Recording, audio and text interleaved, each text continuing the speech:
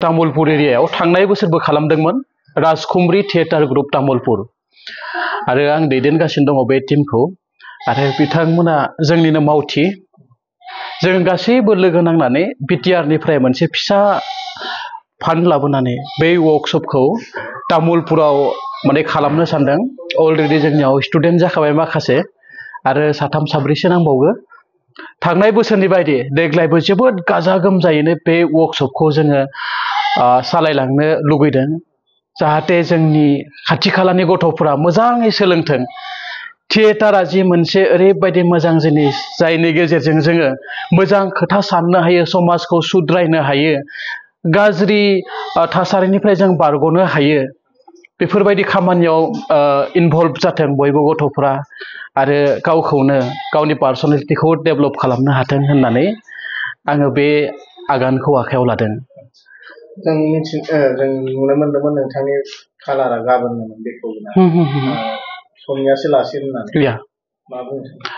समनिया लासिगोन माखासे technical problem जाना दं जेरैबायदि बेखेव जेननायाथ' जों गाबोन लादोंमोन नाथाय दा थानायनि एबा एसे प्रब्लेम जागासिनो दं फेकाल्टि फैगोनथ' बाहारनिफ्राय त्रिपुरानिफ्राय फैगोन पहर जामातिया बिथाङा सिक्किमनिफ्राय एनएसडि पास आउट खालामनाय आरो गुवाहाटी सनापुरनिफ्राय फैगोन बिथां धीराज बर' बिथाङाबो एनएसडि सिक्किमनिफ्राय पास आउट जानाय बिसोरखौ दोननांगोन जाहोनांगोन बिनि थाखाय जायगानि एसे उसुबिदा जादों साब सिखोन खालामनांगोन थ' बेखिनिखौ मावखांनानै जोङो माने वर्कशपखौ समफोरनिफ्राय जागायजेनफिनगोन आरो 6 जुलाइनिफ्राय बेसेबांसो सुबुं बाहागो लागोन जों 22 सानदों मोजां मोजां गथ' सायख'नानै लानो नागिरदों मानोना होनना बुङोब्ला बारा गथ' लाब्ला बयखौबो फकास खालामनो हानाय नङा जोङो सोर मा खालामबाय थादों जाहाथे डिटेलिंआव गासैखौबो जोङो फोरोंनो हाजोबो बेखौनो नाजागासिनो दं बेनिखायनो 22 स्टुडेन्ट जोङो लाखिदों अलरेडि जोंना पुराना स्टुडेन्टफोरबो दंखायो दाथ' जोङो गोदान स्टुडेन्ट लाबाय थादों थेवबो बाहागो लाफैनांगौ जेसेबां तामुलपुरनि खाथि खालानि सुबुंफोर दं गासैबो जोंनि वर्कशप माने ओपनिं सेरेमनियाव फैनो थाखाय आं गुरैयै खावलायबाय आरो एन्डिं माने क्लोजिं सेरेमनियाव जों मोनसे जोबोद मोजां ड्रामा खालामगोन मोननै खालामगोन एक्चुअलि आरो बे ड्रामाखौबो नायफैनो थाखाय आङो बयखौबो गुरैयै खावलायबाय जाहाथे बयबो नायफैयो जोंखौ सापर्ट खालामो आरो गावबा गावनि गथ'फोरखौबो जाहाथे थुलुंगा होयो बेनो थांखिया पस्टाराव नुनो मोनदों 1000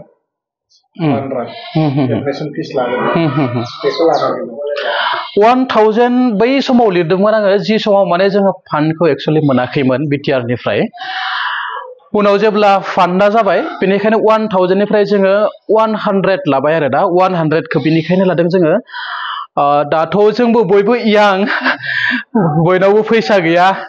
आंबो जास्ट एनएसडि पास आउट खालामनानै फैदों फिसा फिला खामानि मावबाय थादों नाथाय वर्कशपखौ सालायलांनो थाखाय जोंनो रांनि गोनांथि दङ बेनिखायनो जोङो सालायलांनो थाखाय जास्ट 100 जइन फिस लादों आरो रेजिस्ट्रेसन फिस 100खौथ' बयबो होनो हाखायो हायैनि खोथायानो गैया जेनेबा नोंथांनियाव जे सोलोंनो थाफैगोन माखासे सोलोंसाफ्रा बिसोरनि थाखाय थानाय जानाय केपासिटिया जोंनि फान्डा भेरि स्मल फिसा फान्ड मोनसे थ' बेखिनि सुबिदाखौ जों होनो हानाय नङा खिन्थु जोङो फोरोंनायखौ खुनु कमि खालामा 6 घन्टा 7 घन्टा क्लास रेगुलार जागोन बडिनि सायाव जागोन माइन्डनि सायाव जागोन बेनिफ्राय रियेलिस्टिक एक्टिं स्टाइलाइज एक्टिं भइस एन्ड स्पिच माने जों माबायदि डायलग थ्र' खालामनांगो माबायदि पिचखौ आप डाउन खालामनांगो बेफोर गासैखौबो ट्रेनिं होनाय जागोन सिरियासलि प्रफेसनेलि जिहेतु गासैबो ट्रेनारानो प्रफेसनेल बेयाव बेनिखायनो जोङो फोरोंनायखौ बांसिन फकास खालामदों आरो बेयाव